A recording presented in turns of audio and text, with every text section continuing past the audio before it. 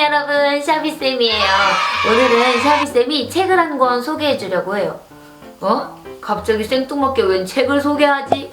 라고 생각하실 수도 있겠지만 정말 좋은 책이어서 우리 친구들도 성경 지식을 아주 재미있게 머릿속에 쏙쏙쏙쏙 넣을 수 있을 것 같다는 생각이 들었거든요. 그 책은 바로 짜잔! 두란노 이야기 성경이라는 책이에요. 우리 친구들에게 어렵게만 느껴질 수 있는 성경을 이야기로 아주 쉽게 풀어서 쓰여져 있는 책인데요. 샤비쌤은 사실 2018년도에 처음 중고로 구매를 했는데 아직도 한 권을 다 못 읽었어요. 그런데 우리 낭낭군이 신앙생활을 시작하면서 이 이야기 성경을 선물해줬더니 벌써 이 두꺼운 책을 일독을 다 하고 처음부터 다시 읽고 있는 거예요. 밤마다 한 장만 더, 여기까지만 더 하면서 취침 시간을 미룰 정도로 재미있게 읽고 있다고 하네요.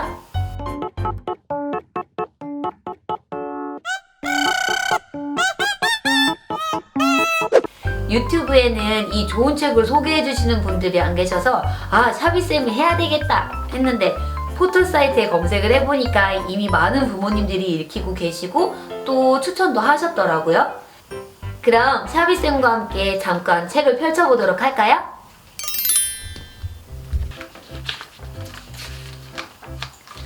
예수님의 특별한 사랑을 받고 있는 모든 이들에게.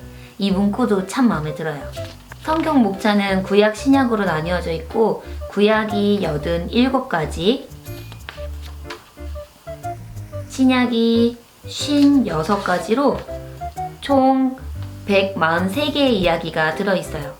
샤비쌤 책은 옛날 책이라 그냥 쭉쭉쭉 번호가 쓰여 있는데 최근에 나온 책들은 이런 식으로 90일 만에 구약 신약 모두 통독하게 되어 있어요. 그럼 내용을 잠깐 살펴볼까요? 다윗과 골리앗. 다윗은 사울왕이 사는 궁전에 계속 살고 있었어. 어느 날 블레셋 민족이 이스라엘 나라를 다시 공격해왔어. 사울왕은 군대를 이끌고 적과 싸움을 하러 나갔어. 다윗은 집으로 돌아갔지. 다윗은 예전처럼 다시 양을 돌보는 일을 했어. 어느 날 저녁 다윗이 집에 돌아왔을 때 다윗의 아버지가 말했어. 다윗, 내일은 양을 지키지 않아도 된다. 대신 다른 일을 해야겠다. 전쟁터에 나가 있는 내 형들 소식을 들은 지가 오래되었구나. 형들이 어떻게 지내는지 궁금하구나. 내일은 왕의 군대가 있는 전쟁터로 가서 너의 형들이 어떻게 지내고 있는지 알아보고 오너라. 다음날 아침 일찍 다윗은 길을 떠났어. 한참을 걸어 저 멀리 군인들의 천막이 보이는 곳에 이르렀어. 사울 왕의 군대와 블레셋 적군은 서로 싸움을 하고 있지는 않았어. 그런데 뭔가 좀 이상했어. 누군가가 아주 큰 목소리로 고래고래 소리를 지르는 것이 다윗에게 들렸어. 다윗은 산 위로 기어 올라가 사울 왕의 군인들 곁으로 가보았지. 그곳에서는 그 소리가 더 똑똑하게 들렸어. 골짜기 저쪽에서 어떤 사람이 쩌렁쩌렁 울리는 목소리로 소리를 지르고 있었어. 놀랍게도 그 목소리의 주인공은 그냥 보통 사람이 아니었어. 그는 거인이었어. 덩치가 아주 큰 거인 말이야. 그 거인은 머리에 엄청나게 큰 투구를 쓰고 몸에는 갑옷을 입고 있었어. 또 거인은 끝이 뾰족한 긴 막대기를 손에 들고 있었어. 바로 창이었어. 헉! 거인이 그 창을 힘껏 던지기라도 한다면? 거인은 다른 손에는 칼을 들고 있었어. 그 칼도 아주 큰 칼이었어. 거인이 그 칼을 휘둘러서 누군가를 찌르기라도 한다면? 상상만 해도 정말 끔찍한 일이야. 조용히 있어봐. 저 거인은 도대체 뭐라고 떠드는 걸까? 내게 맞서 싸울 용기가 있는 사람은 한번 나와봐. 용감한 사람은 누구든 나와보라고. 아무도 없을걸? 그렇지? 너희 같은 겁쟁이들이 감히 내게 맞설 수 있겠어? 너희의 그 힘센 하나님은 어디에 있는 거냐? 사울왕의 군인들은 아무런 대꾸도 못하고 있었어. 거인에게 잔뜩 겁을 집어먹고 있었거든. 오래전에 그렇게 용감했던 사울왕조차도 싸울 엄두를 못 내고 있었지. 그런데 저 골리앗과 맞서 싸우겠다는 사람이 아무도 없나요? 다윗이 물었어. 골리앗은 우리를 모욕하고 있어요. 게다가 하나님까지도 욕하고 있어요. 그런데 저렇게 가만 놔두다니 말이 되나요? 사울 왕은 다윗이 하는 말을 전해 듣게 되었어. 사울 왕은 다윗을 가까이 불렀어. 너는 저 거인과 싸울 용기가 있느냐? 하고 사울 왕이 물었어. 너는 아직 어린아이에 불과해. 하지만 골리앗은 진짜 군인이야. 게다가 그는 덩치가 아주 큰 거인이야. 하지만 다윗은 이렇게 말했어. 저는 무섭지 않습니다. 하나님께서 저를 지켜주시기 때문입니다. 골리앗은 지금 저희 군대와 하나님을 욕하고 있습니다.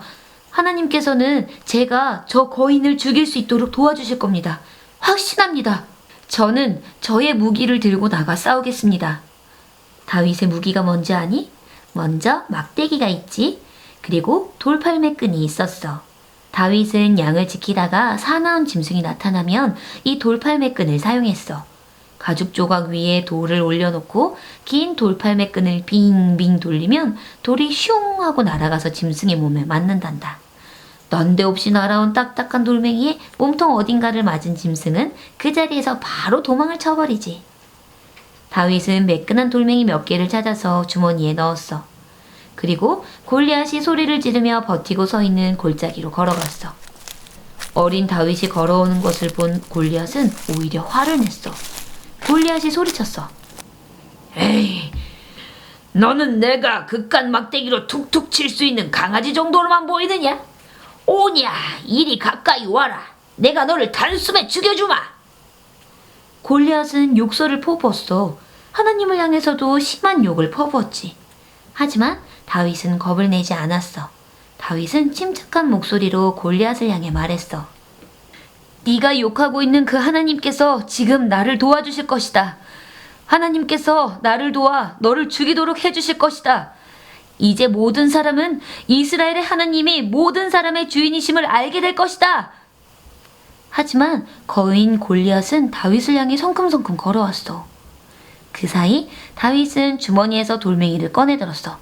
돌멩이를 돌팔매 끈 중간에 놓고 빙빙 줄을 돌리기 시작했어. 그 순간 돌멩이가 하늘을 가르며 슝 하고 날아갔어. 그 돌멩이는 정확하게 골리앗에게 딱 맞았어. 잠시 후 그렇게 강해 보이던 골리앗은 픽 하고 땅바닥에 쓰러지고 말았어. 벌렁 낮아빠졌어. 벌렁 넘어지고 말았지. 그러고는 꼼짝도 않고 누워 있었어. 어떻게 된 일이지? 도대체 무슨 일이 일어났을까?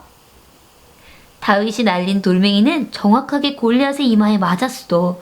골리앗은 그 자리에서 바로 죽어버렸지. 다윗은 골리앗 쪽으로 걸어갔어. 그리고 골리앗의 칼을 뽑아 골리앗의 목을 쳤어.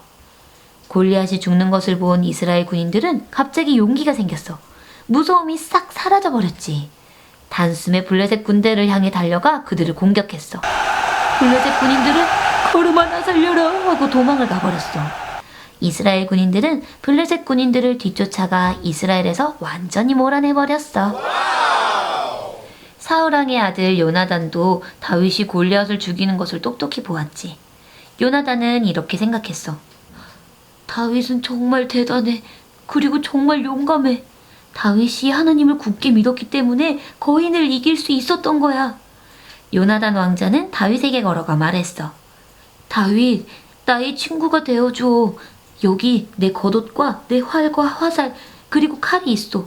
이것들을 다 그대에게 선물로 주겠소. 요나단과 다윗은 아주 친한 친구가 되었지. 두 사람은 그 후로 내내 아주 친한 친구 사이로 지냈단다. 이야기 끝. 어린 소년이었던 다윗이 블레셋의 거인 장수 골리앗을 만군의 여호와의 이름으로 단숨에 무찔러 버렸던 아주 유명한 이야기예요. 우리 신약에서도 한 가지 이야기를 들어볼까요? 결혼잔치에 가신 예수님.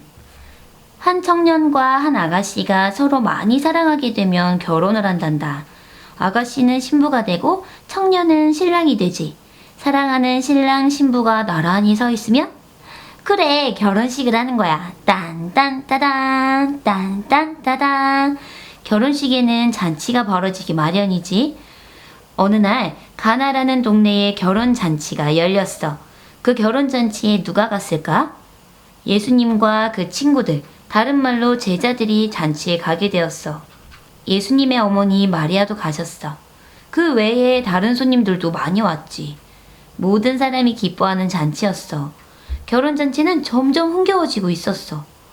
그런데 잔치가 한창일 때 문제가 생겼어. 손님들이 마실 포도주가 거의 떨어진 거야. 결혼잔치 중간에 포도주가 떨어지다니? 예수님의 어머니 마리아는 뭔가 이상하다는 것을 재빨리 눈치챘어. 그리고 포도주가 다 떨어졌다는 말을 듣자마자 예수님에게 갔어. 예수라면 도와줄 수 있을 텐데 하고 생각했지. 마리아가 예수님에게 작은 소리로 말했어. 포도주가 다 떨어졌다는구나. 예수님은 그 사실을 이미 알고 계셨어. 예수님은 모든 것을 알고 계시고 모든 일을 하실 수 있으시잖아. 바로 하나님의 아들이시니까 말이야. 마리아는 손님들에게 음식을 갖다 주는 하인들에게 가서 말했어. 잠시 후 예수가 너희에게 어떤 일을 시키거든 무엇이든지 그대로 해야 한다. 예, 알겠습니다. 하인들이 대답했어.